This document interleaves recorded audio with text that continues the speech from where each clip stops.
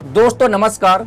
आखिर ऐसा क्या हो गया कि टीएमसी और उद्धव ठाकरे की पार्टी के बाद अब पूरा राजनीतिक फोकस समाजवादी पार्टी पर आ गया है? क्या वाकई उत्तर प्रदेश में ऑपरेशन लोटस का अगला लक्ष्य समाजवादी पार्टी है? और क्या पिछले 48 घंटे में जो कुछ हुआ वह किसी बड़े राजनीतिक खेल का संकेत है? क्योंकि पिछले 2 दिनों से लगातार एक के बाद एक बयान सामने आ रहे हैं। कोई कह रहा है 25 सांसद संपर्क में है, कोई कह रहा है पार्टी के अंदर भारी असंतोष है, और कोई कह रहा है कि पार्टी में अब टूट बस अब ऐलान का इंतजार कर रही है। और सबसे बड़ा सवाल यही है, आखिर अचानक समाजवादी पार्टी ही क्यों?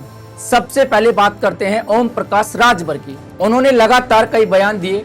उन्होंने दावा किया कि समाजवादी पार्टी के सांसद टूटने के लिए तैयार हैं। उन्होंने कहा कि अमित शाह तक चिट्ठी पहुंच चुकी है, ओम बिरला से मुलाकात बाकी है और 1-2 दिन में सब कुछ साफ हो जाएगा। इतना ही नहीं, उन्होंने राम गोपाल यादव का नाम लिया, डिम्पल यादव का नाम लिया और ऐसा माहौल बनाया जैसे बस अंतिम घोषणा होना बाकी है। उधर उत्तर प्रदेश के डिप्टी सीएम केशव प्रसाद मौर्य ने भी कहा कि 25-26 सांसद तैयार बैठे हैं, अगर अभी नहीं तो 2027 के बाद खुद आ जाएंगे। संजय निषाद ने भी दावा किया कि 2 दर्जन सांसद संपर्क में हैं।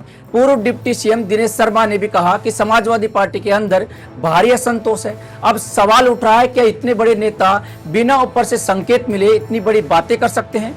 यही वह सवाल है जिस पर राजनीतिक गलियारों में चर्चा तेज हो गई है। लेकिन आखिर जरूरत क्या पड़ गई? असल कहानी संख्या की बताई जा रही है। लोकसभा में 2/3 बहुमत का आंकड़ा 362 का है और राजनीतिक हलकों में चर्चा है कि बड़े संवैधानिक बदलाव और परिसीमन जैसे मुद्दों के लिए संख्या बढ़ाने की कोशिशें चल रही है। इसीलिए पिछले कुछ समय में लगातार नए राजनीतिक समीकरणों की चर्चा हो रही है। कहीं टीएमसी में बगावत की खबरें, कहीं महाराष्ट्र उद्धव ठाकरे के सांसदों को लेकर अटकलें, कहीं शरद पवार गुट को लेकर चर्चा है। लेकिन इसके बावजूद संख्या कम बताई जा रही है और शायद यही वजह है कि अब समाजवादी पार्टी की तरफ नजरें जा रही हैं। लेकिन क्या समाजवादी पार्टी को तोड़ना इतना आसान है? यही सबसे बड़ा पेच फंसता दिखाई दे रहा है। समाजवादी पार्टी के पास इस समय 37 सांसद हैं, लेकिन इन 37 सांसदों में 5 सांसद खुद यादव परिवार से जुड़े हुए हैं। अखिलेश यादव, डिम्पल यादव, धर्मेंद्र यादव, आदित्य यादव और परिवार से जुड़े हुए दूसरे चेहरे। इसके अलावा 4 मुस्लिम सांसद हैं, यानी कुल मिलाकर 9 सांसद ऐसे हैं जिनका भाजपा की तरफ जाना लगभग नामुमकिन माना जा रहा है। अब 37 में से 9 सांसदों को निकाल दीजिए, बचते हैं 28 और दल बदल कानून से बचने के लिए लगभग 25 सांसदों की जरूरत होगी, यानी सिर्फ 3 सांसदों का अंतर बचता है। लेकिन कहानी यही खत्म नहीं होती, क्योंकि समाजवादी पार्टी के ज्यादातर सांसद ओबीसी और दलित समाज से आते हैं। इनमें से बड़ी संख्या ऐसे नेताओं की है जिन्हें खुद अखिलेश यादव ने राजनीति में स्थापित किया।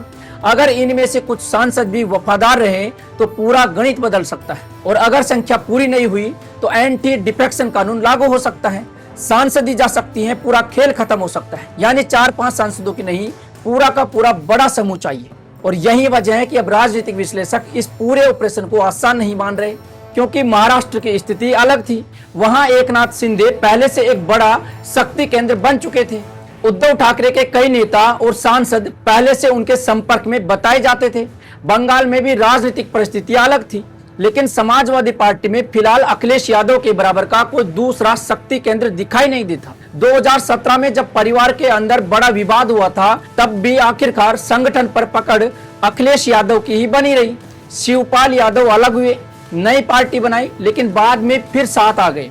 यानी समाजवादी पार्टी का पूरा संगठन अभी भी अखिलेश यादव के इर्द गिर्द ही घूमता दिखाई देता है।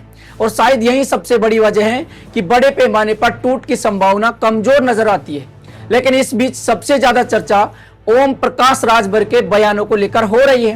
पहले उन्होंने दावा किया कि राम गोपाल यादव ने अमित शाह को चिट्ठी भेजी है। फिर कहा गया कि बागियों का नेतृत्व बलिया का लाल करेगा, जिसे लेकर कई तरह की अटकलें लगाई गई। उधर 18 जून को अखिलेश यादव के हमलों के बाद ओम प्रकाश राजभर भी बेहद आक्रामक दिखाई दिए।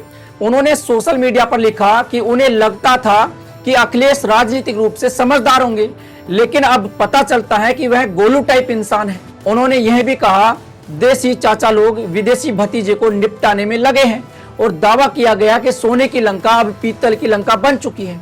इतना ही नहीं, उन्होंने 2008 के वोट के बदले नोट का कांड तक का जिक्र किया और कहा कि समाजवादी पार्टी के कई काले कारनामे एक एक करके सामने लाए जाएंगे।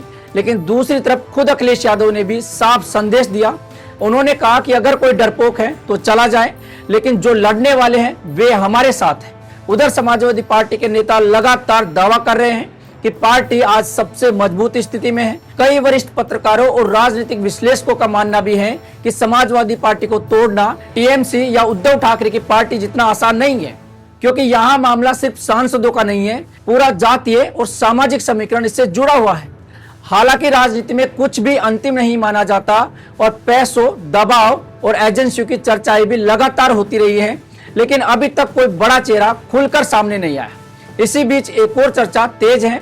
कहा जा रहा है कि 2027 के उत्तर प्रदेश चुनाव से पहले अखिलेश यादव को राजनीतिक रूप से व्यस्त और दबाव में रखने की रणनीति भी हो सकती है, क्योंकि अगर 2027 में बीजेपी को झटका लगता है तो उसका असर दिल्ली की राजनीति तक दिखाई दे सकता है। यही वजह है कि उत्तर प्रदेश की लड़ाई को कई लोग 2029 की लड़ाई से जोड़कर देख रहे हैं। दूसरी तरफ कई राजनीतिक जानकारों का मानना है कि अखिलेश यादव अब पहले वाले नेता नहीं है।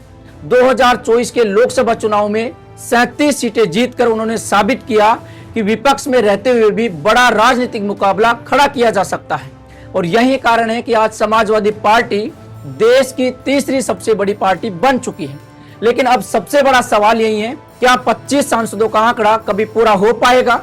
क्या उत्तर प्रदेश में महाराष्ट्र जैसा कोई राजनीतिक घटनाक्रम देखने को मिलेगा, या यह पूरा मामला सिर्फ राजनीतिक दबाव और माहौल बनाने की रणनीति है? अगर समाजवादी पार्टी इस चुनौती से बच गई तो क्या 2027 में इसका फायदा अखिलेश यादव को मिलेगा? फिलहाल राजनीतिक गलियारों में सबसे ज्यादा चर्चा इसी बात की है। आपको क्या लगता है, क्या वाकई समाजवादी पार्टी में इतनी बड़ी टूट संभव है, या फिर यह सिर्फ राजनीतिक दबाव बनाने की रणनीति है? अपनी राय कमेंट बॉक्स में जरूर बताएं, और अगर आपको ऐसी ही राजनीतिक खबरों का गहराई से विश्लेषण पसंद आता है तो हमारे चैनल को सब्सक्राइब जरूर कीजिए। धन्यवाद।